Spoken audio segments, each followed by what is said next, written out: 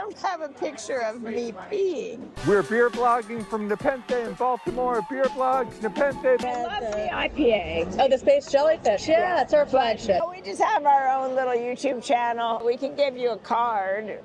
Welcome to BeerVlog 105 from Nepenthe in Baltimore. Like a fantastically interesting neighborhood with a lot of historic buildings. This is the Nicolas Cage. She had on a t-shirt that had a big picture of Nicolas Cage screaming. Was she having dreams about Nicolas Cage? I asked her about it and she said, well, that's our high alcohol imperial stout. It's like the Nicolas Cage stout, because I don't think of a werewolf having me in a death grip. He's being maybe it means that I am a very mild palate cleanser for the werewolf. We can test that out later on my 60th birthday. Why are you gonna turn into a werewolf now that you're 60? Is that like the deep dark secret of your family? And she said, well, no, it's not really about light to dark. You should go from more malty to more hoppy. Sweetie? Yes. I'm hoppy today on my 60th birthday. Yeah, you are. Moving right along, we are going to try the Dark Path, which was a dark lager, which I have found that even though I am not terribly fond of lagers, that I very much like dark lagers. They've got all the goodness of a dark ale, but they are maltier. As she said, we're starting with something maltier. Wow, wow, wow. So that has more of a coffee flavor than most dark lagers I've tried, and a very definite sweetness, and it's effervescent, like it's kind of sparkly on the tongue. I was like, what's behind me? Oh, it's your hand. How odd. All right, we'll try your Dark Path. Oh, you know what? I tried the wrong one. No wonder it did not taste like a lager. I think Sweetie will be editing this one. Yeah, redo. I accidentally tried the Dark Path, which is a vanilla coffee porter. That makes a lot more sense. It has a definite sweetness to it. Everything I was describing about it when I said it didn't taste like a lager, a dark lager, was because it was not the dark lager. Very nice. Dark Path at Nepenthe in Baltimore. Dark Path. I'm getting my David Cassidy hair out the way. Sweetie, yes.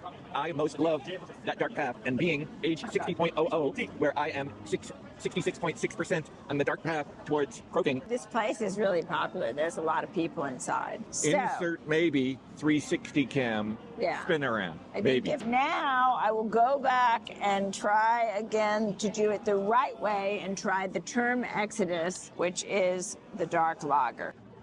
Yes, that makes a lot more sense. Very malty, like sweet, but not in a sugary way. Some effervescence there, real smooth, and without any of the hoppy bitterness that you get in an ale. It's good, it's very nice. Term Exodus at Nepenthe in Baltimore. Yeah. Term Exodus. Sweetie, I most enjoyed the term I had to swig down that fantastic flight from Nepenthe actually, on my 60th birthday. It is called Terminal Exodus. There you have it. As we've just recounted, I am on my dark path, 66.6% on my dark path To your terminal to exodus. my terminal exodus. If I had 666 terminal exodus followed by 666 dark path beers today, I would exit early. I think so. I would Logan run myself. Sweetie, do you think our fans, known as our mothers, would get a Logan's Run reference on 60th birthday? Not mine. Besides, you would have been turned in when you were 30. This is the Nicolas Cage Imperial Stout. Oh, actually, it's called the Thiccolas Cage. Smells very intense. Also smells like it might be sweet.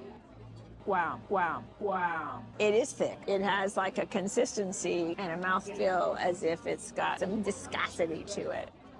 I think that's why it's called Thiccolas Cage. It's good, but it's intense, as is Nicolas Cage. And look at the foam on that. Wow. That is some really thick and creamy looking foam. Thiccolas Cage at Nepenthe. Whew. I most enjoyed drinking a Thiccolas Cage at Nepenthe, I would say I had this sense of deja vu. I woke up thinking there was a scenario where I had just dreamed that our fans, otherwise known as our mothers, were watching us drink this with Nicolas Cage and not doing anything. They were not liking, commenting, and subscribing. We see you over there. What? Nicolas Cage dream scenario thing. Gosh, no, but you have seen that movie. So this is the palate cleanser of the Werewolf Deathgrip, and we were given it for free as a taste. This means we have almost made it. It is nice, crisp, light-bodied. It's a little bubbly, kind of refreshing. I would call it a sparkling Pinot Grigio. Werewolf Deathgrip at Nepenthe in Baltimore. It's more like a cute bunny cuddling. I am delighted on my 60th birthday to have a Werewolf Deathgrip. That means, just like Michael Jackson in the John Landis video at midnight, just like Michael Jackson. So now we have a sour. Holly Dribbles number 18. Smells very fruity, but it also has the very distinctive smell of a sour. It's pretty darn sour. Spiky, as Evan would have said when he was little.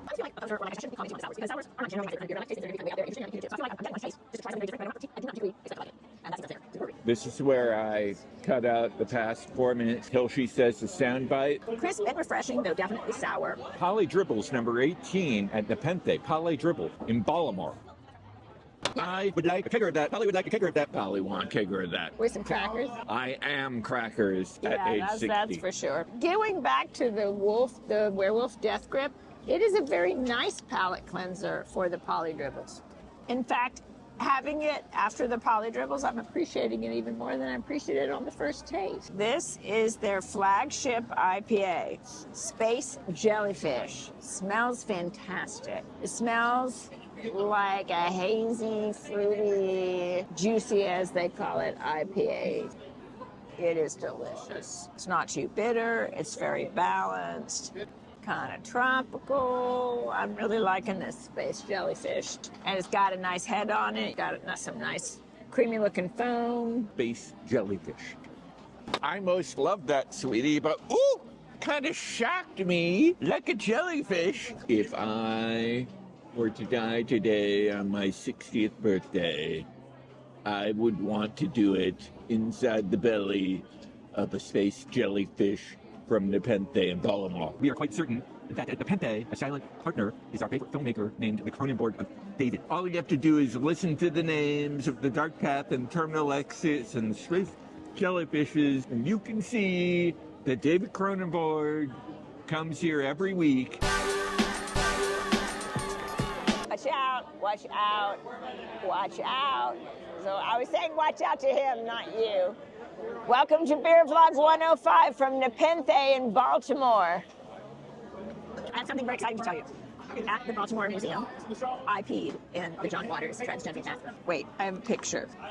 Sweetie, do you have a picture of you peeing in the John Waters Museum bathroom in the Baltimore Museum? No.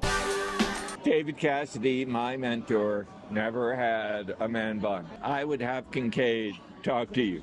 Kincaid would straighten this out with Super Sweetie.